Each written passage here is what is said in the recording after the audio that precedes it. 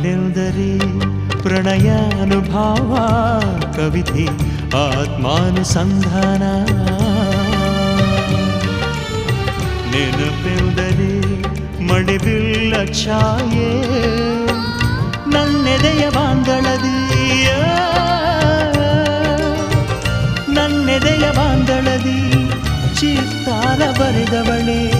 ಸುತ್ತೇಳು ಲೋಕದಲ್ಲಿ ಮತ್ತೆಲ್ಲಿ ಸಿಗದವಳೆ, ನನ್ನೊಳಗೆ ಹಾಡಾಗಿ ಹರಿದವಳೆ. 100 ಜನ್ಮಕ್ಕೂ 100 ಜನ್ಮಕ್ಕೂ, 100 ಜನ್ಮಕ್ಕೂ 100 ಜನ್ಮಕ್ಕೂ ಒಲವಾಧಾರೆಯೇ ಒಲಿದೊಲಿದು ಬಾರೆಯೇ. ನನ್ನ ಆತ್ಮ ನನ್ನ ಪ್ರಾಣ ನೀನೆಂದು 100 ಜನ್ಮಕ್ಕೂ.